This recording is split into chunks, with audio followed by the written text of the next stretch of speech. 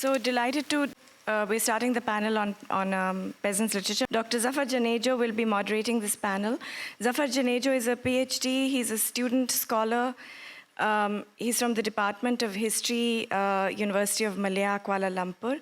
And his areas of interest are peasants studies, social history, cultural history, colonial and post-colonial periods. He's published many articles in local as well as regional papers. He's a novelist, translator, and has translated and published 25 children's books in Sindhi language. Thank you.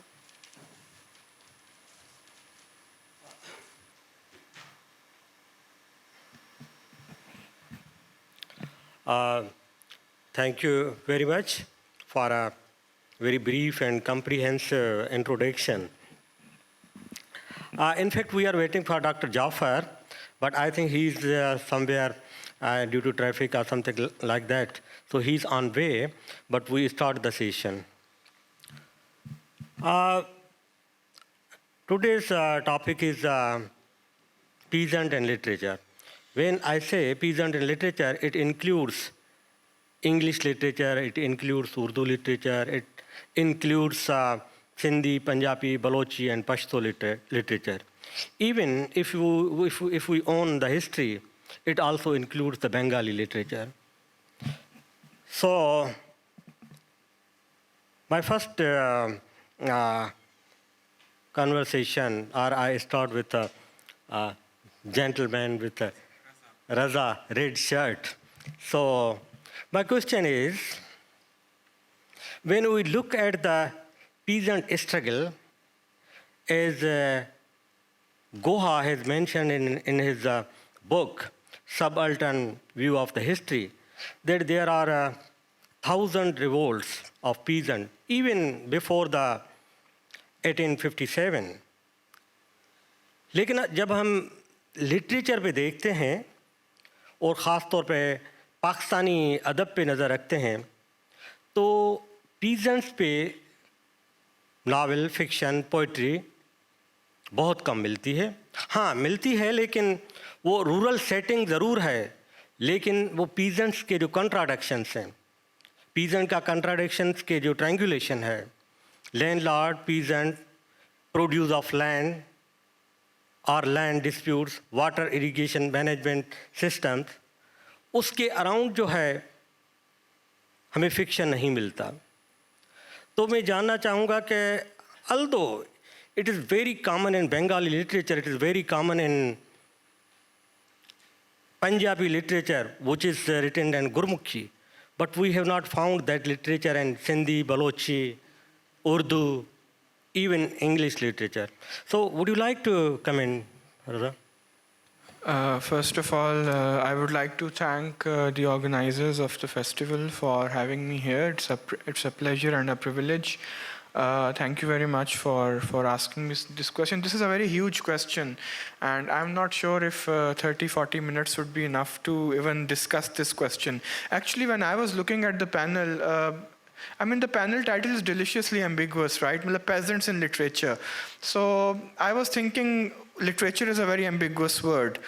You said it's Pakistani literature, but I was thinking even maybe Urdu literature or even, I think probably it's probably up to the organizers and moderator to come to one definition. What do we want to discuss when we want to discuss peasants in literature? Secondly, even social sciences are literature, and I have also been trained in the social sciences, and Hamza Alvi is one of the great Pakistani sociologists who, has actually worked on the peasant question.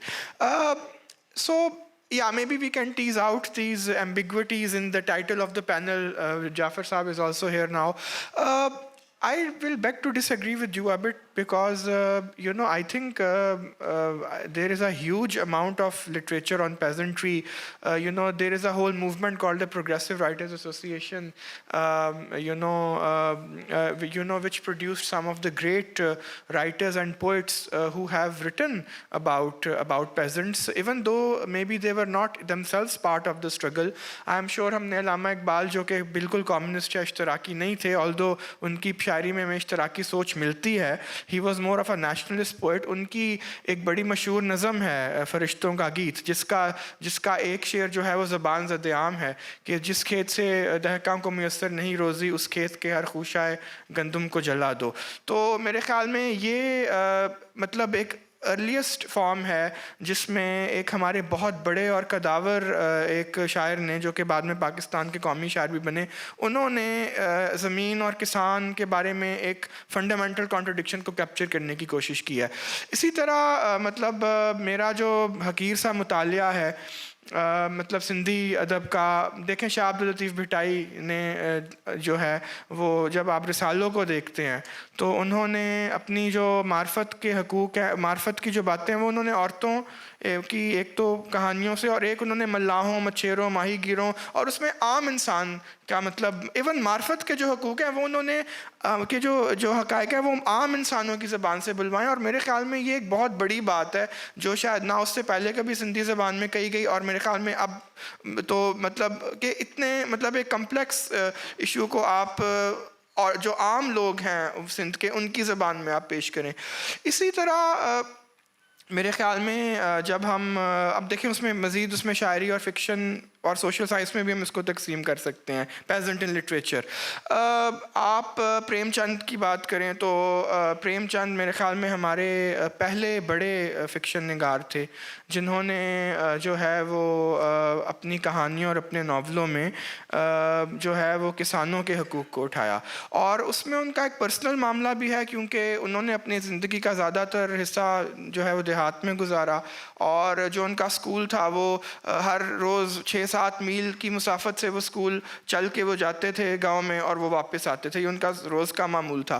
اچھا مزے کی بات یہ ہے کہ پریم چند کے آپ ناولوں کو دیکھ لیں, اس میں میدان عمل ہے, ان کی کہانیوں کو دیکھ لیں, چوگان ہستی ہے, اور اس میں ایون جو ان کے جو کردار شہروں میں رہتے ہیں ان کو وہ دیہات کی سیر ضرور کراتے ہیں ایک دفعہ, مطلب وہ بھاگ بھوک کے وہ دیہات کی طرف ہی مطلب آتے ہیں.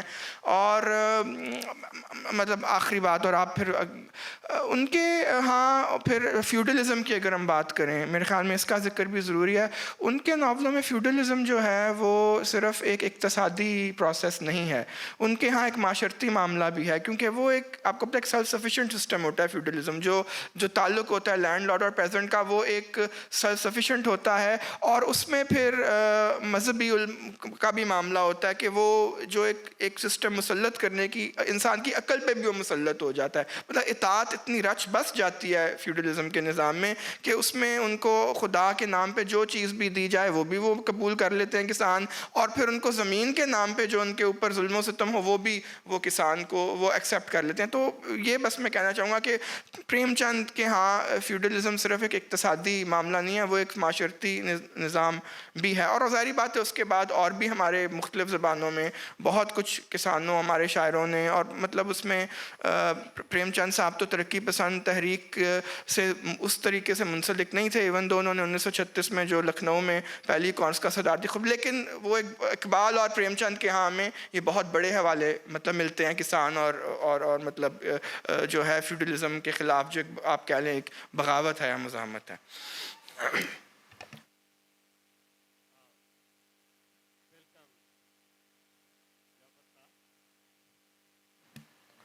ویلکم جعفر صاحب. آپ سے تھوڑی دیر پہلے ہم بات کر رہے تھے پیزن ان لٹریچر یا پیزنٹس لٹریچر. اس حوالے سے میں جاننا چاہوں گا کہ دیکھیے بنگالی لٹریچر پر اگر نظر ڈالتے ہیں تو 1873 سے ہمیں ناولز فکشنز یہ نظر آتے ہیں. اس کے بعد اگر سب کانٹیننٹ کے لٹریچر پہ نظر رکھتے ہیں تو سب سے جو پرومیننٹ ناول پریم چند صاحب کی جو کتاب ہے, جو ناول ہے گاؤں دان, اس کا ذکر آ رہا ہے. تو اس سے کنٹمپرری اس سے تھوڑا پہلے والے جو رائٹرس ہیں جیسے بیدی صاحب ہیں اور پریم چند صاحب ہیں, اس کو آپ کس طریقے سے خاص طور پہ پیزنٹ اینڈ لٹریچر کے کانٹیکس میں دیکھ رہے ہیں؟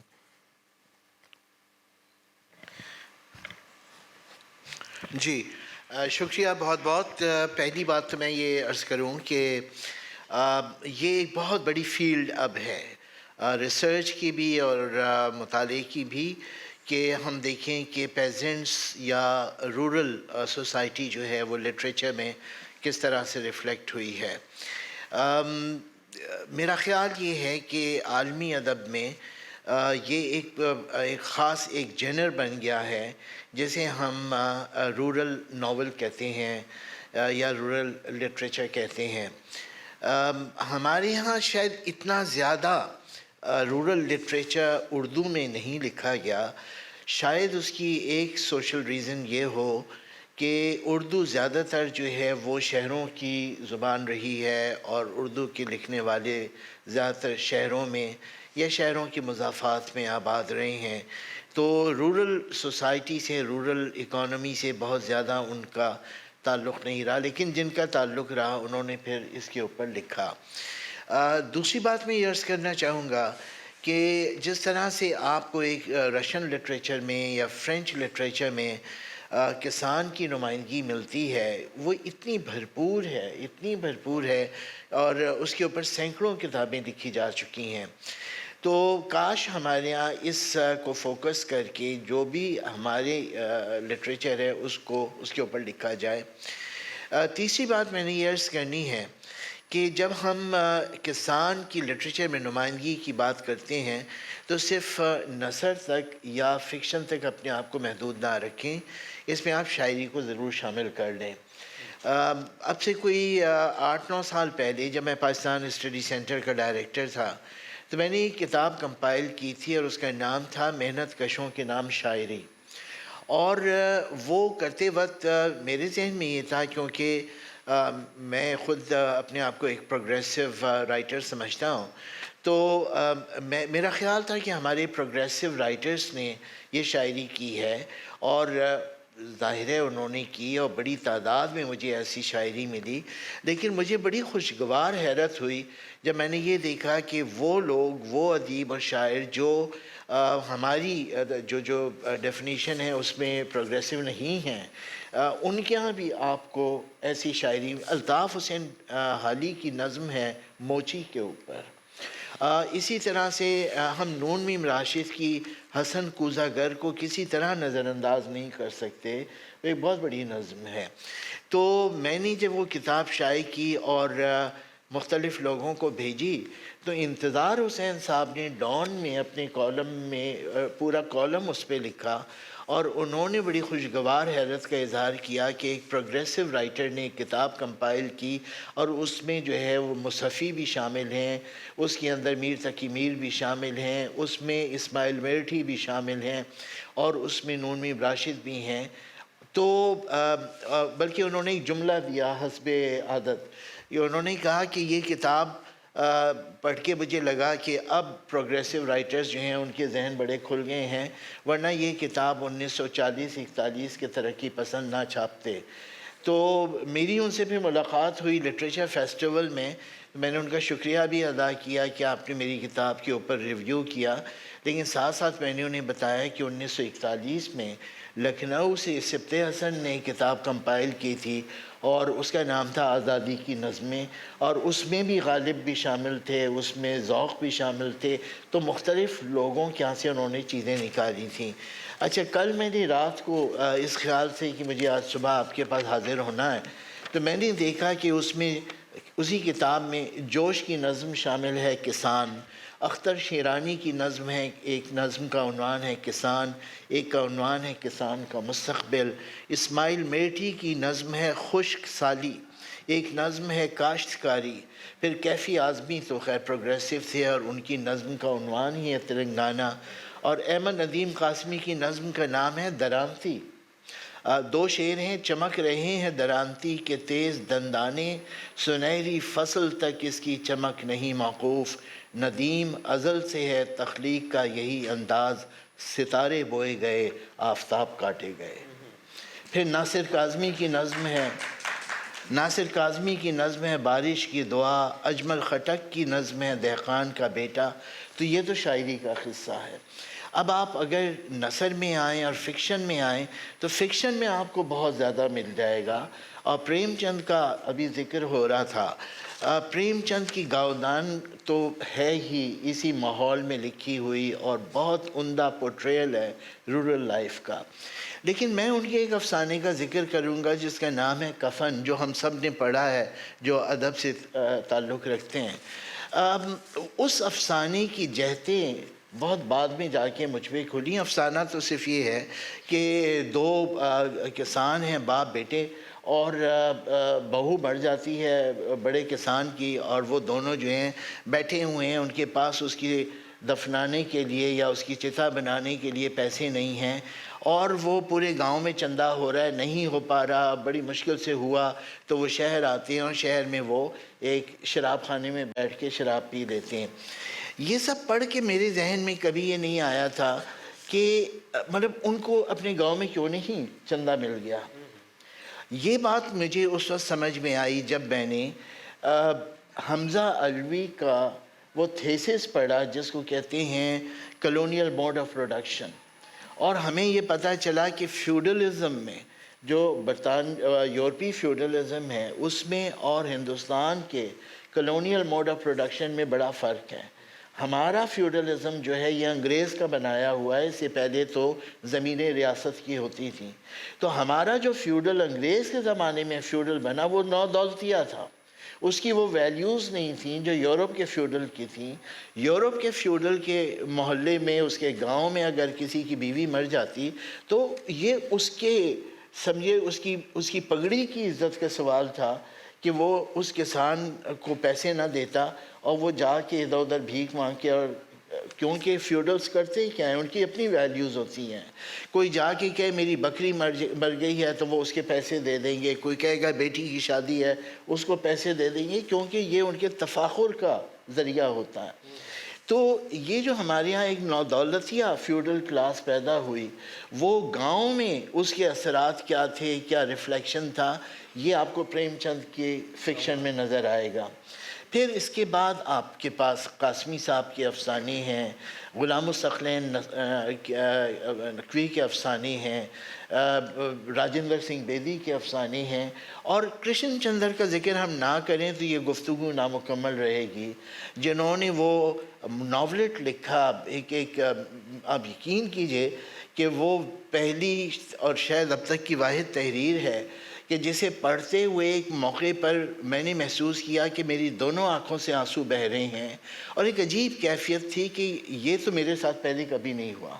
اور ناولٹ کا نام ہے جب کھیت جاگے, جو تلنگانہ کے بیک گراؤنڈ میں ہے کہ کسانوں نے بغاوت کی, اور یہ آزادی کے بعد کی بات ہے ہندوستان کی. کسانوں نے بغاوت کی اور اس کو کس طرح سے جبر سے کچلا گیا. تو ایک کسان لڑکا جو ہے وہ اسے سزائے موت ہوئی ہے, وہ جیل کے اندر سلاخوں کے اس طرف بیٹھا ہے اور اس طرف اس کا بڈھا باپ بیٹھا ہے. اگلی صبح بیٹے کو پھانسی ہونی ہے, اور باپ بیٹے میں جو گفتگو ہو رہی ہے وہ گفتگو, وہ بیٹا کہتا ہے کہ اپنے باپ سے, اب زبان تو وہی دیہات کی استعمال کی ہے, میں تو اس کو نہیں دہرا سکتا, لیکن بیٹا اسے کہتا ہے کہ ہم لوگوں کا قصور کیا ہے کہ مجھے زندگی میں پہلی مار کپڑے کی دکان پہ پڑی کہ ہم کمی تھے, ہم بہت نچلے طبقے تھے, اور میں نے ململ کے تھان کو صرف ہاتھ لگایا تھا. ململ کے تھان کو ہاتھ لگانے پہ دکاندار نے مجھے مارا, اور آج جب ہم اپنے حقوق کے لیے ذرا سی بات کر رہے ہیں تو صبح مجھے پھانسی دی جا رہی ہے. تو میرا خیال یہ ہے کہ جب کھیت جاگے یہ اردو کا ایک بہترین ناولٹ ہے, اور جن لوگوں نے نہیں پڑھا میں تو ریکمینڈ کروں گا وہ پڑھیں. تو اردو میں اب بہت اچھا یہ لٹریچر آ گیا. آخری بات میں آپ سے یہ کہوں گا کہ اس گفتگو سے ہرگز یہ نہ سمجھا جائے کہ کھیت اور کسان اور ادب کا موضوع جو ہے وہ اردو ادب پہ آن کے ختم ہو جاتا ہے. میں کیونکہ انجمن ترقی پسند مصنفین سے وابستگی رہی ہے, اور مجھے انٹیریئر سندھ میں اور بلوچستان میں جانے کا موقع ملا, وہاں کے لوگوں سے ان کا لٹریچر سننے کا, ان کی شاعری سننے کا موقع ملا. تو میرا خیال یہ ہے کہ اتنا اچھا لٹریچر سندھ میں پیدا ہو رہا ہے, اور اس کے اندر آپ کو مٹی کی بوباس نظر آئے گی، اس کے اندر آپ کو نظر آئے ایک سمارو ایک جگہ ہے سندھ میں، عمر کوٹ سے بھی ذرا اندر جا کے، وہاں رات کو ہم لوگ نوجوانوں کے ساتھ بیٹھے ان کے شعر سن رہے تھے، اور ایک نوجوان نے اپنی نظم سنائی، اور اس نظم کے اندر ڈیم کا لفظ آ چکا تھا، ڈیم، جس کا مطلب یہ ہے کہ پانی کا پاکستان کا ایشو، پانی کی تقسیم کا ایشو، کالا باغ ڈیم، یہ سب ہماری شاعری کے اندر جا رہا ہے۔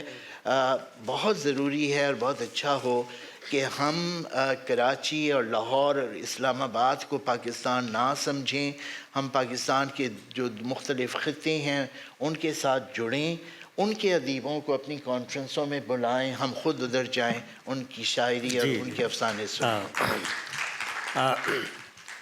بالکل آپ نے درست فرمایا کہ یہ جو موضوع ہے صرف انگلش اور اردو لٹریچر تک لمیٹیڈ نہیں ہے، اس میں سندھی، اردو، بلوچی، پنجابی لٹریچر بھی بات ہوگی۔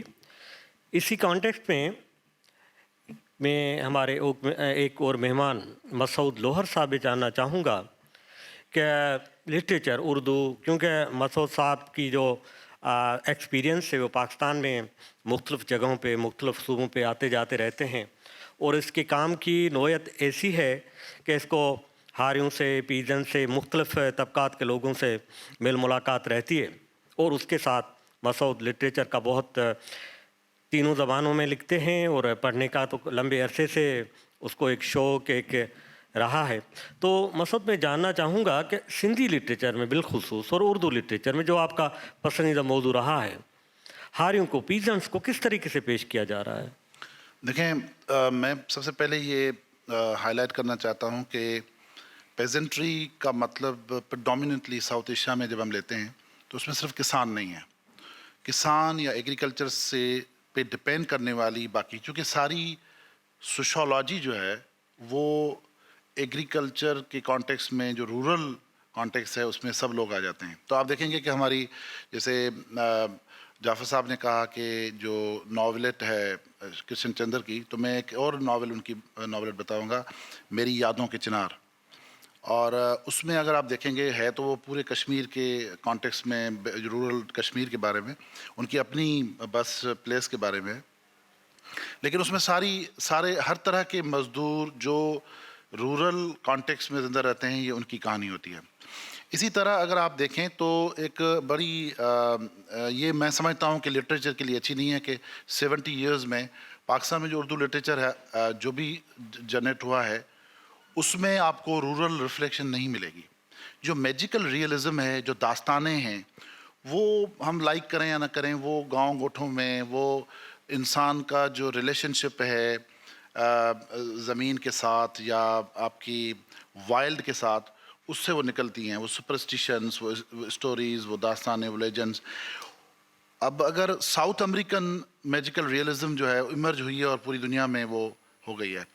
ہمارے ہاں اب آپ دیکھیں کہ اگر آپ صرف سندھی کے یا سرائکی کے یا پنجابی کے صرف شاعروں کی لے لیں، جیسے حسن درس کی وہ ہے نا جو کانڈے روہاری، کانڈے رے نالے ہوہاری رات مری وہ سیے تب میں کانڈے رے جو ڈاندن جوڑو پر سیارے چورن کایو۔ It's only, I think, 12-15 lines, but it basically is a profile of a peasant, which can be of a peasant of any origin. Even South American بھی وہی ہے۔ پھر اس کے بعد آپ آ جائیں ہماری جو جیسے فاضل سندھی میں اسپیسیفکلی میں کہوں گا کہ جیسے نسیم کھرل کی جو اسٹوریز ہیں، میں اب بھی ذمہ داری سے کہہ رہا ہوں کہ اگر وہ انگریزی میں ٹرانسلیٹ ہوں تو وہ انٹرنیشنل ماسٹر پیسز ہیں، اور کسان کی زندگی یا رورل ایگرو لیبر کی جو زندگی ہے اس کو جس طرح انہوں نے، جیسے چور ہوتے ہیں، اب دیکھیں جو چور ہوتے ہیں وہ ہیں تو ہاری تو نہیں ہیں، نہ کسان ہیں، لیکن جو گاؤں کے جو چور ہیں ان کی پوری جو ڈپینڈنس ہے وہ یا تو ہاری کو لوٹنے میں ہے یا زمیندار کو لوٹنے میں ہے۔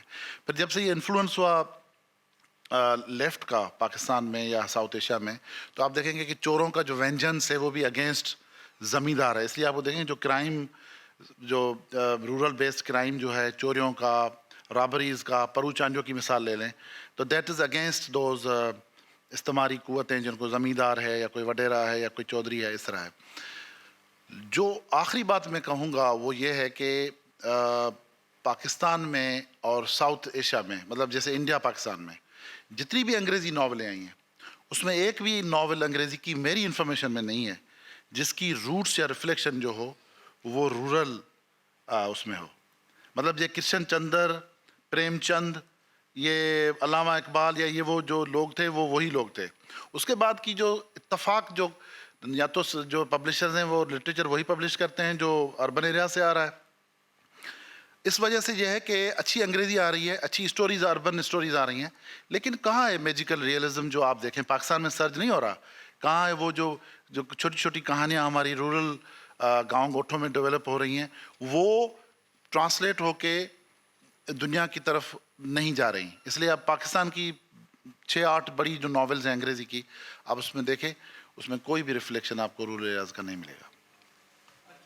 اگر اجازت دیں تو میں عرض کروں کہ شاید اردو فکشن میں بھی اتنا زیادہ ریفلیکشن پاکستان بننے کے بعد کے رورل ایریاز کا اتنا نہیں ہے. اداس نسلیں میں جو کچھ ہے وہ بھی 47 کے ارد گرد ہے. ابو الفضل صدیقی صاحب نے جو کچھ لکھا پاکستان بننے کے بعد، ان کی کئی کتابیں شائع ہوئیں، لیکن ان کا جو رورل ایریا ہے وہ یو پی کا رورل ایریا ہے. تو تھوڑا سا اس کی سوشالوجی کو بھی سمجھنے کی ضرورت ہے کہ یہ ایک گیپ کیوں ہے. یہ اس پہ آتے ہیں. ہاں، بسو تھینک یو ویری مچ. آپ نے ایک بہت اہم موضوع پہ ہمیں ڈائریکٹ کیا، ٹرانسلیشن کی طرف. ایک انٹرسٹنگ بات ہے کہ انڈیپینڈنس مومنٹ میں انڈیویجول ہینگنگس جو ہوئی ہیں وہ سکھوں کی سب سے زیادہ ہیں. سیکنڈ نمبر پہ بنگالیز انڈیویجول ہینگنگس برٹش امپائر والوں نے کی، لیکن اس کا ہماری تاریخ میں اتنا ذکر نہیں ہے. سملرلی سب سے زیادہ جو پیزن لٹریچر یونائٹڈ پنجاب میں پروڈیوس کیا گیا ہے وہ گرمکھی میں ہے، جتنا بھی ہے. اس کے بعد بنگالی میں ہے. بنگالی میں تو 1873 سے نیل درپن، جمینداری درپن، زمیندار مرر اور بہت سارے کلاسیکل ناولس ہیں. میں یہ جاننا چاہوں گا آپ سے سر کہ یہ سلیکٹیوزم کیوں ٹرانسلیشن میں اکیڈمیا نے اپلائی کیا؟ وہ جو لٹریچر پیزنٹس ایسوسیٹیڈ تھا بنگلہ میں یا ایسٹ پنجاب میں، وہ ہمارے یہاں ٹرانسلیٹ کیوں نہیں ہوا؟ What are the reasons? Thank you. پہلے تو مسعود لوہار صاحب کی بات سے، کیونکہ انہوں نے انگلش لٹریچر کی بات کی جو پاکستان میں پروڈیوس ہو رہا ہے، اور میں ریویور ہوں. I am a reviewer of Pakistani literature in English. 1967 میں ذوالفقار گھوس ہمارے ایک ناولسٹ ہیں جو کہ ہمارے بہت بڑے ناولسٹ ہیں. انہوں نے ایک ناول لکھا تھا دا مرڈر آف عزیز خان، اور مطلب میرے خیال میں یہ 1967 میں پبلش ہوا تھا، ڈیٹ نوٹ کریں. اس ناول نے پاکستانی انگلش لٹریچر کے لیے وہ کیا جو گیبریل گارسیا مارکس کے ناول 100 Years of Solitude نے Spanish novel, Latin American novel کو، اور میں پوری ذمہ داری سے یہ بات کر رہا ہوں. اور مجھے اس ناول کا کیوں پتہ چلا، کیونکہ ہمارے ایک اور رائٹر ہیں انگلش میں، دانیال معین الدین، جو کہ خود ایک چھوٹے لیول کے زمیندار ہیں. انہوں نے ایک کلیکشن آف شارٹ سٹوریز لکھی ہے in other rooms other wonders which deals with feudalism and پیزنٹری.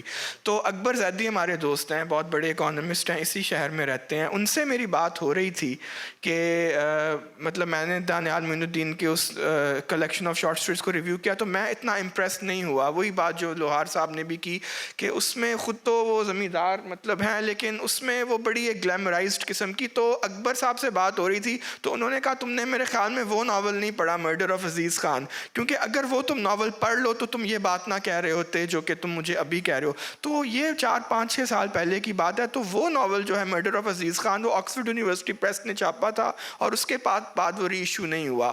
اب اس پہ بھی ہم بات کر سکتے ہیں کہ ٹرانسلیشن تو کجا، وہ ری ایشو کیوں نہیں ہوا.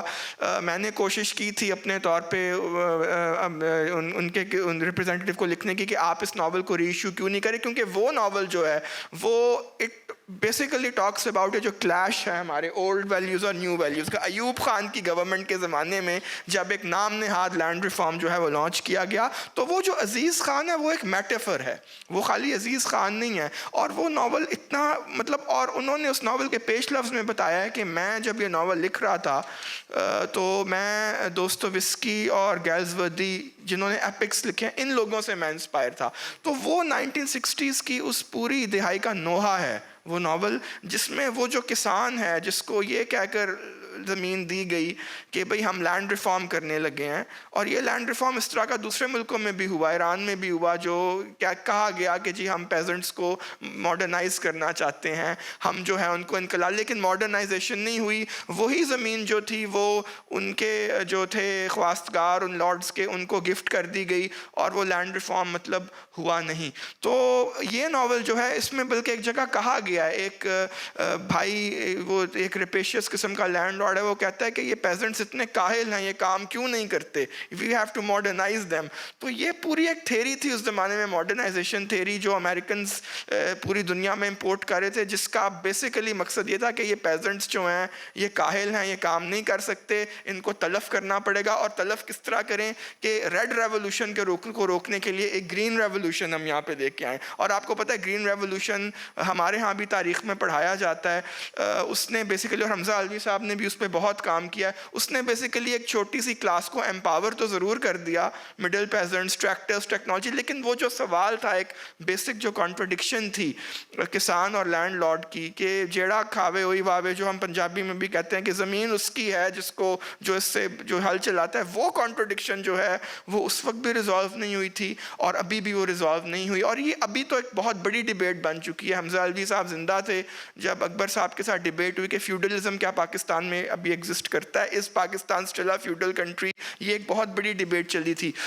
ٹرانسلیشن کا مسئلہ یہ ہے کہ مطلب آبویسلی ٹرانسلیشن بھی ایک پالیٹکس ہوتی ہے. میں کیونکہ خود ایک ٹرانسلیٹر ہوں چھوٹا موٹا سا, تو وہ مطلب ایک اس کی اپنی سیاست ہوتی ہے کہ کیا چیز جو ہے وہ پڑھی جائے گی, کیا چیز جو ہے وہ ترجمہ ہوگی. اور جعفر صاحب نے بڑی اچھی بات کی کہ انہوں نے ترقی پسند تحریک کا ذکر کیا, کہ اس زمانے میں یہ کمپلشن نہیں ہوتی تھی. اس زمانے میں جو تھا وہ جو چیز بھی جو ہے وہ جو لکھی جاتی تھی وہ اگر عوام کو چھو جاتی تھی. اور میں یہ نہیں کہہ رہا کہ لیفٹ ونگ رائٹرز نے خالی بڑی اچھی تحریریں لکھی ہیں, رائٹ ونگ رائٹرز نے بھی بڑی اچھی تحریریں لکھی ہیں. اچھا, مزے کی بات یہ ہے کہ عبداللہ حسین صاحب کا ذکر ہوا, انہوں نے اداس نسلیں کا خود ہی مطلب ترجمہ کیا, اور ان سے پوچھا گیا تھا یہ, اور یہ بڑی انٹرسٹنگ کہانی ہے ان سے, کیونکہ ان کا ناول اداس نسلیں جو ہے اس کو یونیسکو نے اپنے representative works of literature from south Asia قرار دیا. اور انہوں نے, وہ عبداللہ صاحب کے پاس آئے, اس وقت وہ حیات تھے, انہوں نے کہا ہم آپ کے ناول کا ترجمہ کرنا چاہتے ہیں انگریزی میں, بیکاز ہم اس کو ایک ہیریٹیج سمجھتے ہیں. تو انہوں نے کہا کہ کون کوئی ملا آپ کو ترجمہ کرنے کے لیے؟ انہوں نے کہا جی ہمیں ترجمہ کرنے کے لیے کوئی نہیں ملا. تو انہوں نے کہا چلے میں خود ہی اپنے ناول کا ترجمہ کر لیتا ہوں. اور انہوں نے یہ کیوں کیا؟ کیونکہ ان کے خیال میں پاکستانی بہت کاہل ہیں, وہ پڑھتے نہیں ہیں, اور اگر وہ کوئی چیز پڑھ لیں تو وہ اس کا ترجمہ نہیں کر سکتے. اب وہ ایک الگ بات ہے کہ لیکن اس میں بھی انہوں نے وہ ناول ویسٹ کے لیے ریکریٹ کیا ہے, وہ ایک ٹرانسکریشن ہے, وہ ٹرانسلیشن نہیں ہے. اور اس میں جو جبر اور ظلم کی جو داستان پنجاب میں جو بتائی گئی ہے کہ جس طرح وہ انگوٹھا کاٹتے ہیں پیزنٹ کا اس کو, کیونکہ اس نے خراج ادا نہیں کیا, اپنا لگان ادا نہیں کیا, وہ ایک پورا اس میں سین ہے کہ جو ہے وہ روشن صاحب ہیں جو لینڈ لارڈ ہیں, ان کے جو ہیں وہ گھڑ سوار آتے ہیں اور وہ کہتے ہیں کہ تمہارا ہم انگوٹھا کاٹ کے لے جائیں گے کیونکہ تم نے جو ہے اپنا لگان ادا نہیں کیا. اسی طرح پھر ایک اور بوڑھے شخص کو جس کے باپ نے پہلی جنگ عظیم میں جان دیا, وار ہیرو ہے, اس کو جس طرح ہیوملیٹ کیا جاتا ہے, اس کے سامنے اس کی ناک رگڑی جاتی ہے. تو ٹرانسلیشنز, جی پلیز. جعفر صاحب میں آپ کی طرف آ رہا ہوں. ہماری قومی زبانوں سے بات آ کے لٹریچر اور ٹرانسلیشن پہ چلی.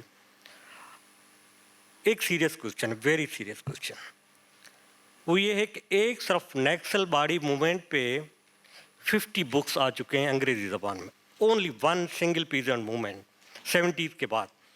اور ہمارے ہاں ایک انٹرسٹنگ سچویشن ہے, ایگریکلچر ملک ہے, آٹا نہیں ہے, کہتے ہیں کہ بھائی زراعت ہمارا پیزنٹ ہے، بیک بون ہے، لیکن پیزنٹ پہ کوئی فکشن نہیں ہے.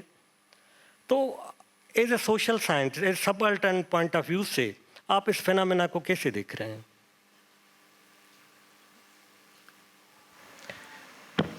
دیکھیں، میرا تو خیال یہ ہے کہ یہ ایک مجموعی صورتحال ہوتی ہے کلچرل، کہ کسی ملک کے اندر ایک کلچرل انوائرمنٹ موجود ہے تو وہاں پہ تھیٹر بھی ہوگا، وہاں لٹریچر بھی ہوگا، اور یہ براہ راست طور سے متاثر بھی ہوتے ہیں ملک کے سیاسی حالات سے.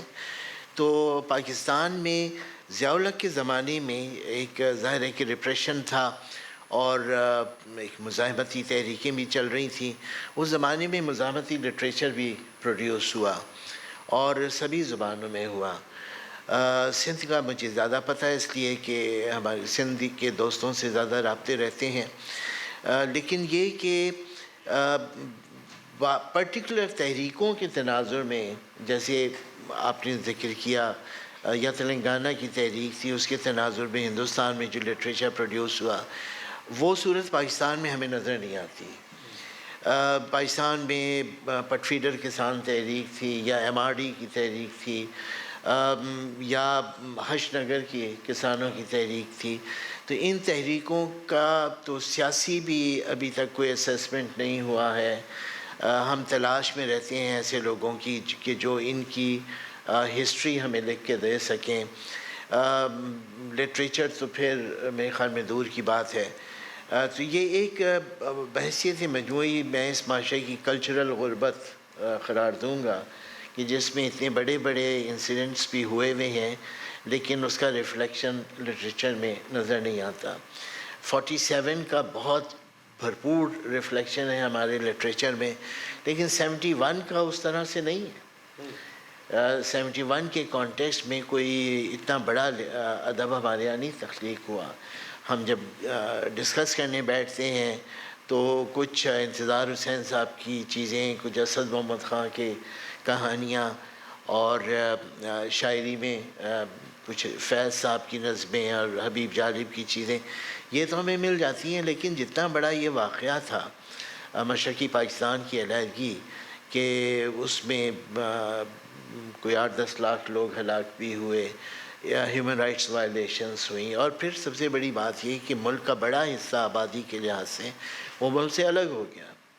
تو اس کی ہسٹری بھی نہیں ہمارے یہاں لکھی گئی، اور جو لکھی گئی وہ سمجھیں کہ باہر کے لوگوں نے کچھ لکھ دی ہے. ہمارے یہاں جو لکھی گئی ہے وہ تو صرف ایک کوئی ماتمی قسم کا، یا یہ کہ اسکیپ گوٹس ڈھونڈنے کا عمل ہے کہ جی اس کی زیادہ ذمہ داری تھی یا اس کی کیا ذمہ داری تھی. لیکن مشرقی پاکستان کی علیحدگی جتنا بڑا سیاسی اور تہذیبی واقعہ ہے، اس سے جو تھیوریٹیکل ڈیبیٹس جنریٹ ہو سکتی ہیں، پاکستان میں تو اس کا کوئی ریفلیکشن ہی نہیں ہے. بنگلہ دیش میں بہت ہے، اور بنگلہ دیش کا جو نیشنلسٹ لٹریچر ہے اس کے اندر بہت زبردست ریفلیکشن اس کا ہے. اور نہ صرف یہ کہ پرو بنگلہ دیش نیشنلسٹ پرسپیکٹیو بہت اسٹرانگ ہے، بلکہ اس کو کوسچن کرنے والا لٹریچر بھی اب وہاں پروڈیوس ہو رہا ہے. تو اتنی سیلف کرٹیسزم اس سوسائٹی میں ہے کہ وہ اپنے سب سے بڑے نیشنل ایونٹ، یعنی اسے لبریشن کہتے ہیں، لبریشن وار کی انڈر کرنٹس جو ہیں اس کے اوپر ڈبیٹ ہو رہی ہے وہاں کی یونیورسٹیوں میں، اور کتابیں لکھی جا رہی ہیں. تو ہمارے یہاں تو ایک ٹوٹل بلیک آؤٹ ہے. بلکہ اب یہاں بات نکل آئی ہے تو میں عرض کروں کہ 2 سال بعد یا 1.5 سال بعد اس واقعے کو 50 سال ہو رہے ہوں گے، اور ابھی تک تو کوئی آثار مجھے نظر نہیں آ رہے کہ اس وقت تک ہم کوئی بڑی تاریخ حقیقت پر مبنی اس کے اوپر لکھ پائیں گے. دوسری ٹائپ کی کتابیں جو ہیں، جو ایک ڈیفینسو ٹائپ کی کتابیں ہیں، یا جس میں اپنا ایک جو پچھلے 50 سال کا بیانیہ ہے اسی بیانیے کو اور زیادہ طاقت کے ساتھ بیان کیا جا رہا ہے، وہ ہوگا. لٹریچر میں تو ٹوٹلی خاموشی نظر آتی ہے.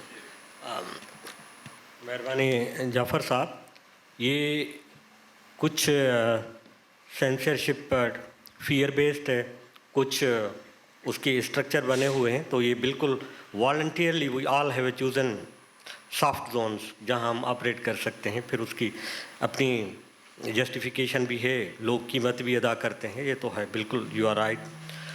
مسعود صاحب میں آپ سے جاننا چاہوں گا کہ جب سندھی لٹریچر پہ دیکھتے ہیں تو 1950 میں کامریڈ حیدر بخش جتوئی نے ایک particular peasants publication house establish کیا تھا، جس میں سندھ کی لٹریچر کی ہسٹری میں پہلی بار پیزنٹ فوکس لٹریچر پروڈیوس کیا گیا تھا، جس میں ہاری کہانیاں، ہاری گیت وغیرہ وغیرہ یہ آئے سامنے آئے. اس کے بعد ایک خاص ٹرینڈ سیٹ ہوا شاعری میں. اس میں ابھی میں جاننا چاہ رہا ہوں کہ آپ کا جیسے کہ تعلق سندھ کے اس خطے سے جہاں حالی سالوں میں پیزنٹ اسٹرگل کافی واٹر رائٹ کے حوالے سے کافی ہوئی ہے، اور اس پہ شاعری بھی ہو رہی ہے، اس پہ فکشن بھی آ رہا ہے، جیسے ڈیمز کا ذکر نے کیا. تو آپ اس مومنٹ کو آگے چل کر لٹریچر کے کانٹیکس میں کیسے دیکھ رہے ہو جو بدین اور بدین لوور سندھ کے سارے بیلٹ میں ہو رہی ہے؟ میں نے خود ایک ناول لکھی ہے دا اوریجنل سنا، جو ابھی پبلش نہیں ہوئی، اور وہ حالانکہ میں گلوبل کانٹیکس میں یہ جو ٹیررزم ہے اور یہ بڑھتی ہوئی دنیا میں جو ویلیوز کے ٹوٹنے پھوٹنے کا اور یہ ڈسرپٹیو چینج کے کانٹیکس میں لکھی ہے، لیکن فرینکلی بتاؤں جب میں نے وہ لکھنا شروع کر دی تو I could not get out of this pull from یہ comrade Haider Bakhsh Jatoi, Fazil Rahu, Rasool Bakhsh Palijo, those movements, because I lived all my life in these rural areas. اور میں نے وہ پوری کہانی انہی لوگوں کی ہے، اور اس کے بیک ڈراپ میں یہ ایکچوئل جو کہانی ہے جو میں نے لکھی ہے. یہ میں اپنی مثال دے رہا ہوں. جو مجھے انفارمیشن ہے جہاں تک میں نے پڑھا ہے کہ پیزنٹری یا پیزنٹری بیسڈ جو ریفلیکشن لٹریچر کی سندھ سے جو ویو اٹھی ہے، اور وہ اس لیے لوگوں کو پتہ نہیں ہے کہ ہمارے اردو یا اربن کلچر کے لوگ جو ہیں وہ بہت بائسڈ ہیں. میں بڑا اوپن کہہ رہا ہوں، بڑے بائسڈ ہیں. آپ صرف یہ دیکھ لیں کہ سندھی کی فوک لور جو ہے وہ بڑی زبردست طریقے سے کلیکٹ کر کے پبلش کی گئی ہے. اور میں یا ابھی میرا بیٹا میوزک میں بہت آگے کام کر رہا ہے، تو وہ سارا اس کا جو انسپریشن ہے وہ فوک ٹیلز ہیں. پنجابی کی فوک ٹیلز کلیکٹ ہی نہیں ہوئی. ابھی میں پنجاب میں بہت جاتا ہوں گراس روٹ لیول پہ، وہاں پہ اتنی بیوٹیفل فوک ٹیلز ہیں پنجابی سرائکی کی، وہ کلیکٹ ہی نہیں ہوئی، کبھی پبلش ہی نہیں ہوئی. پھر آپ خیبر پختونخوا اور یہ پوٹوہار ریجن میں چلے جائیں، وہاں آپ کو زبردست قسم کی اس طرح کی چیزیں ملیں گی، لیکن وہ بھی کلیکٹ نہیں ہوئی. سندھ میں یہ جو موومنٹ چلی، آپ صرف اندازہ کریں کہ یہ 3-4 بڑے ایونٹس ہوئے ہیں ہسٹری میں ہمارے ریجن میں، جیسے ہر موومنٹ. اب ہر موومنٹ پہ آپ کو دیکھیں کہ سب سے زیادہ لٹریچر آپ کو سندھی میں ملے گا. سانگڑ ناول لے لیں، ماسٹر پیس ہے. مطلب یہ میں کہتا ہوں کہ یو کین یہ کہہ سکتے ہیں کہ جیسے وہ چائنا سے جو نکلی تھی نا نوجوانوں کے گیت، بالکل ایکویلنٹ ہے اس کی ہماری سانگڑ. اور کبھی آپ دیکھیے گا اس پہ کبھی نیٹ فلکس کی کوئی سیریز بھی بن جائے گی، اتنی زبردست ہے. پھر آپ آ جائیں، اب یہ کتاب اردو میں ٹرانسلیٹ نہیں ہوئی، نہ کسی نے زحمت کی ہے پڑھنے کی. آئی ایم سوری، مجھے حیرت ہوتی ہے کہ دنیا جہان کے لٹریچر کو مارے ڈھونڈتے پھر رہے ہیں. آپ کے نیکسٹ ڈور جو لٹریچر پڑھا ہوا ہے، ماسٹر پیسز پڑھے ہوئے ہیں، آپ کو کبھی زحمت ہی نہیں کی، پتہ کہاں سے چلے گا آپ کو. پھر آپ آ جائیں ایم آر ڈی کی تحریک پہ، جیسے جعفر صاحب نے کہا کہ ایم آر ڈی کی تحریک بہت بڑا پاکستان کا میں سمجھتا ہوں ریسنٹ میں سب سے بڑی ایک موومنٹ ہے. اس نے ایکچولی ایم آر ڈی کی تحریک نے سوشولوجیکلی ہماری سوسائٹیز کو ایک نئے فالٹ لائنز پہ کھڑا کیا، جس کا پھر بعد میں یہ جو بھی ہم نے ٹیررزم وغیرہ دیکھی ہے، سب اس کے اثرات ہیں. آپ دیکھیں اس پہ آپ کو بہت زیادہ لٹریچر ملے گا. سندھی میں بہت زیادہ شارٹ سٹوریز ہیں اس موومنٹ کے اوپر. اس کے بعد فکشن نان فکشن آپ کو دونوں ملیں گے. پھر آپ آ جائیں شاعری پہ. سندھ میں لیریکل پوئٹری شیخ ایاز سے لے کے آپ باقی سارے حسن درس ہمارے، اور ابھی بھی جو ہمارے نوجوان شعراء ہیں جو لکھ رہے ہیں. اور میں آپ کو بتا دوں کہ کمنگ میری اپنی یہ انڈرسٹینڈنگ ہے، کمنگ 10 ایئرز، یہ جو ہمارا دہائی جو ہماری چل رہی ہے 2020 سے لے کے، میں سمجھتا ہوں کہ انٹرنیشنل لیول کا سندھی لٹریچر ڈیولپ ہو رہا ہے، اور وہ رورل ایریاز میں ہو رہا ہے، اور کسانوں کے بیٹے بچے جو ہیں وہ یہ کر رہے ہیں. تو I hope I answered your question. یہ آخری راؤنڈ ہے سوالوں کا، اس کے بعد ہم اوپن کریں گے سیشن سوال جوابات کے لیے. سر آپ جیسا کہ پنجاب میں ہیں، پنجاب میں پڑھاتے ہیں، ریویوز کرتے ہیں، ٹرانسلیشنس ہیں، تو ہم جاننا چاہیں گے کہ جیسے مومنٹس کا مسعود نے ذکر کیا، پنجاب میں کسی زمانے میں 70s 80s تک ماں بولی مومنٹ کافی ہمارا خیال تھا کہ it will take the roots, لیکن جب لٹریچر کو دیکھتے ہیں تو ایک تو وہ روٹ نہیں لے پائی، دوسری بات ہے کہ وہ پیزنٹری سے اور ورکنگ کلاس سے جڑ نہیں پائی وہ موومنٹ، وہ شہروں تک رہی، موسٹلی لاہور تک رہی، تو اس کے کیا وجوہات ہیں؟ اچھا، اس بات سے پہلے ایک وہ کیونکہ جعفر صاحب نے بنگلہ دیش کا ذکر کیا، اچھا مزے کی بات یہ ہے کہ ہمارے پاکستان، یونائٹڈ پاکستان میں مولانا بھاشانی ایک بہت بڑے پیزنٹس کے لیڈر تھے، اور وہ جناح صاحب کے بعد شاید واحد لیڈر تھے پاکستان کے جنہوں نے پورے ملک کو متحد کیا. یہ بہت بڑی بات ہے.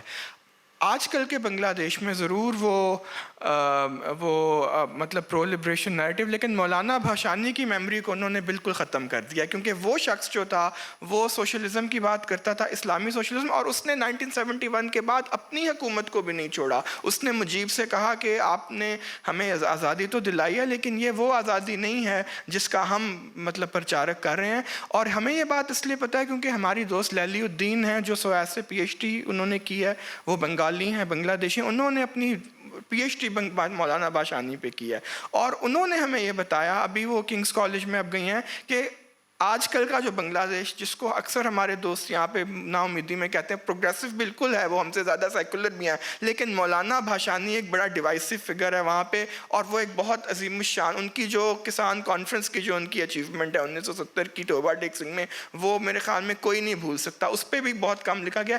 ان کی میموری کو اس وقت بنگلہ دیش میں دبایا جا رہا ہے، کیونکہ وہ جس قسم کا پاکستان اور بنگلہ دیش چاہتے تھے وہ ایک سوشلسٹ تھا، اور آبویسلی نہ مجیب اس کی حمایت کر سکتا تھا نہ تو اس کے بعد آنے والی لیڈر. تو ایک بات میرے خیال میں مینشن کرنا چاہتا تھا، پنجاب میں مطلب کیوں نہیں جڑے. میجر اسحاق محمد ایک بہت بڑا لیڈر تھا کمیونسٹ مزدور کسان پارٹی کا، اور احمد بشیر جو کہ بہت بڑے ایک جرنلسٹ تھے، انہوں نے سچ کے علاوہ کبھی نہیں لکھا کچھ. انہوں نے اپنی خاکوں کی کتاب جو ہے، جو ملے تھے راستے میں، انہوں نے احمد بشیر نے میجر اسحاق کو کہا کہ وہ واحد ہمارا پاکستانی کامریڈ کمیونسٹ تھا جو ہماری پوری تحریک نے وہ پروڈیوس کیا ہے، واحد پاکستانی کمیونسٹ جس کی جو پنجاب کی جڑوں میں جڑا ہوا تھا. اس نے آرمی کی کو جاب کو ٹھوکر ماری، اور اس نے ایک ڈرامہ لکھا مسلی کے نام سے.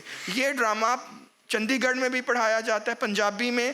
تو یہ جو میجر اسحاق صاحب ہیں، یہ بڑے نرالے قسم کی شخصیت ہے. انہوں نے اپنی زندگی کا مشن بنا لیا تھا کہ میں نے پنجاب کی پیزنٹری کو یونائٹ کرنا ہے. پاکستان کی تو بعد میں انہوں نے بات کی.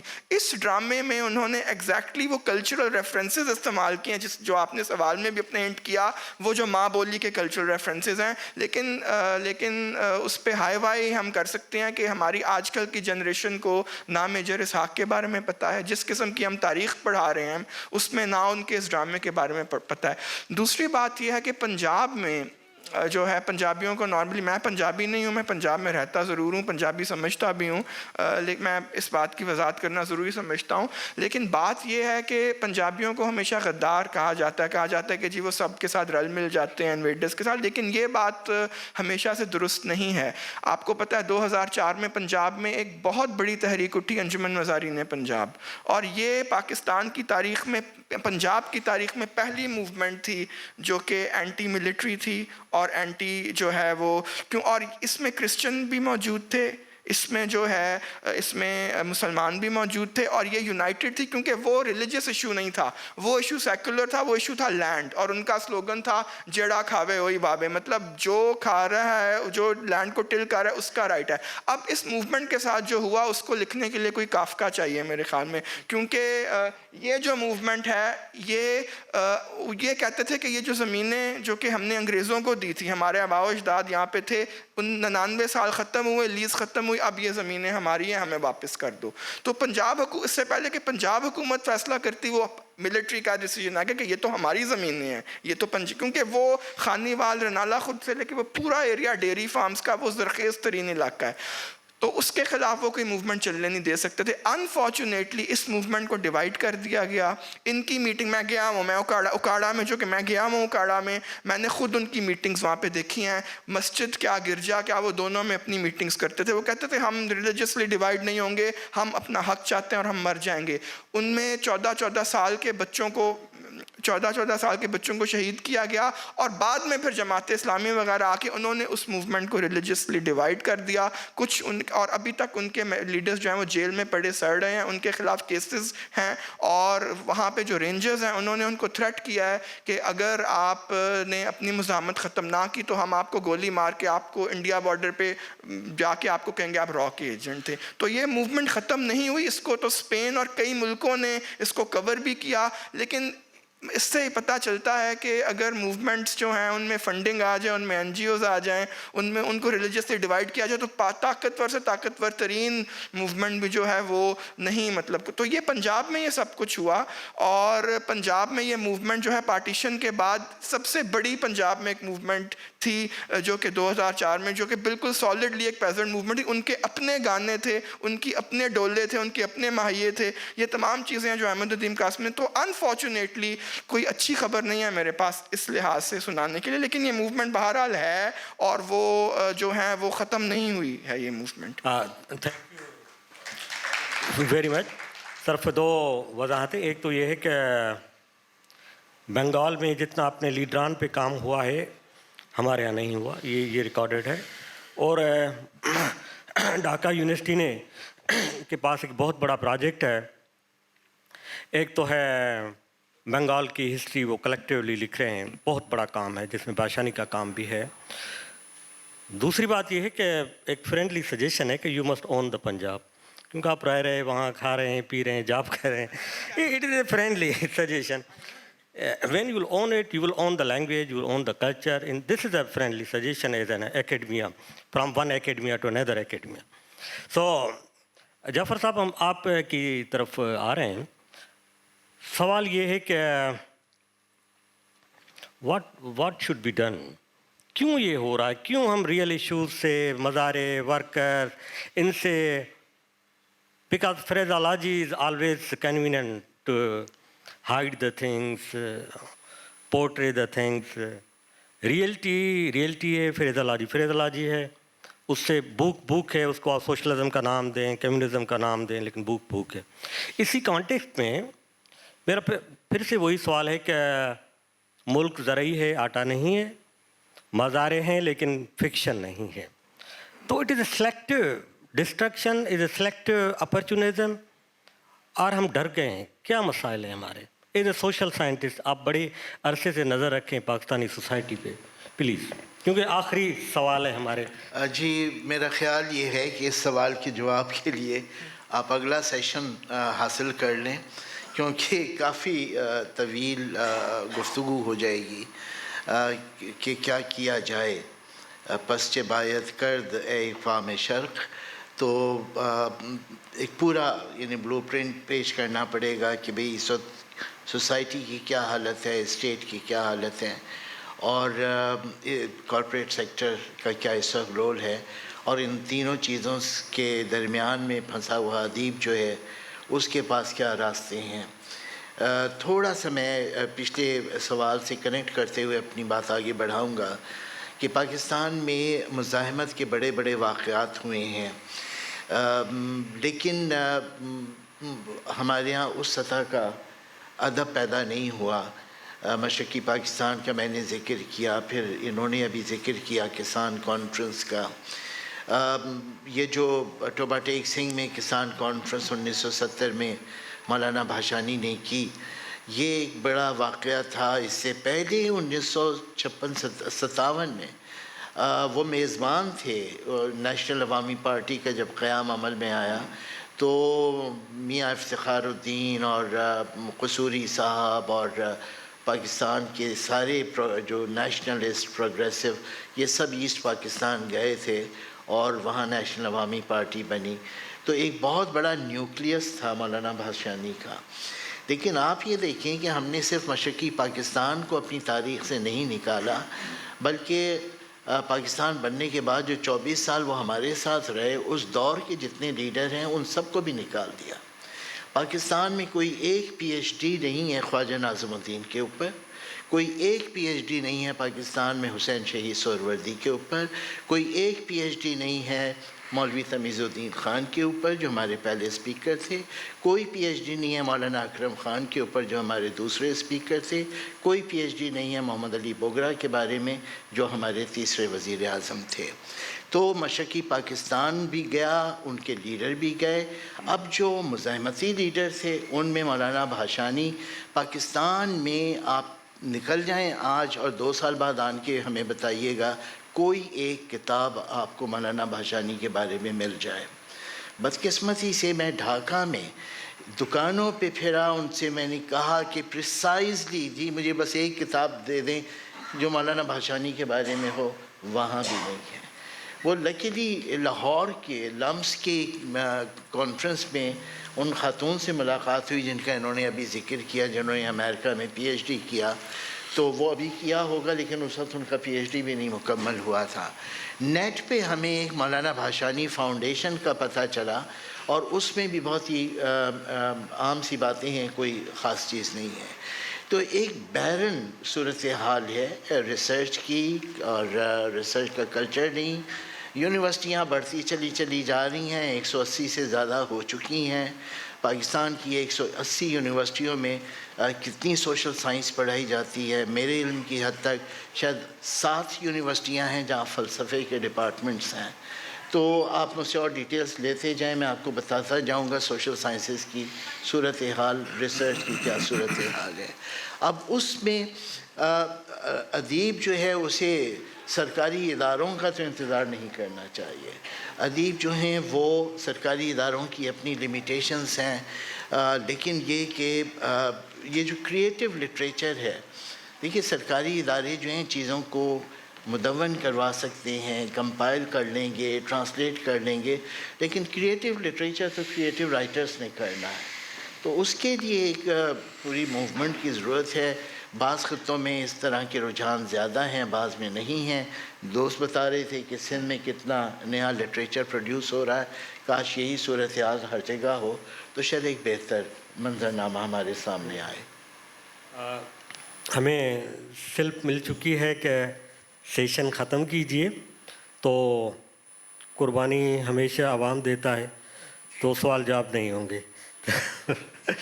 تو مسعود صاحب آپ بریفلی ہمیں یہ بتائیے کہ آج کل سندھی سوسائٹی میں ایک بہت بڑا بحث ہے کہ بہت زیادہ اخباروں نے لٹریچر کو کارنر کر دیا، لٹریچر میگزینس وغیرہ، تو بریفلی اور انکلوڈنگ پیزنٹ لٹریچر، پوئٹری جس طریقے سے پورٹری ہوتی تھی، تو پلیز بریفلی آپ۔ میرا خیال ہے میڈیا جو ہے وہ اوور آل اینٹی لٹریچر ہے پاکستان میں، پورا میڈیا سمجھتے یہی ہیں کہ ہم بڑا پروموٹ کر رہے ہیں، لیکن آئی تھنک کہ میڈیا نے بڑے ظالمانہ انداز سے سلیکٹو بنے ہیں اور چیزوں کو کارنر کیا ہے۔ ایک بات، دوسری چیز میں ہائی لائٹ کرنا چاہوں گا، یہ بنگلہ دیش کے کانٹیکسٹ میں ہوئی۔ ہمارا کیریکٹر ہمارا یہ ہے، ہمارے ملک کا، ہماری قوم کا، پاکستانی کا، کہ بھاشانی یا سہروردی یا خواجہ ناظم الدین کے اوپر تو ہم نے کوئی پی ایچ ڈی نہیں کی، نہ کچھ انڈرسٹینڈ کیا، نہ ایون لرن کیا اس ہسٹری سے۔ لیکن جب بڑے سمارٹلی حسینہ واجد نے ٹیرف کم کیا اور سبسڈی دی اور یہ سارا کیا، تو 95% ہماری ٹیکسٹائل یہاں سے شفٹ ہوئی بنگلہ دیش۔ وہاں پہ وہ ہوتا رہا، جب انہوں نے وتھڈرا کی سبسڈی اور سب چیزیں، تو وہ ہمارے بھائی صاحب جو ہے وہ چیزیں وہاں اونے پونے بیچ کے ادھر آ گئے، دنیا میں میڈ ان بنگلہ دیش اوپر آ گیا اور ہم پاکستانی یہیں بیٹھے ہیں۔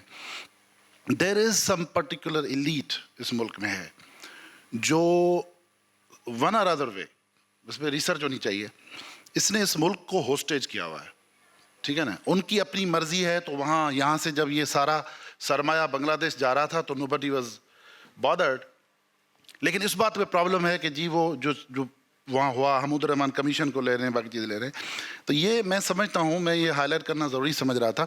اور ایک بات اور بھی ایڈ کرنا چاہتا ہوں، اس کا سولوشن کیا ہے۔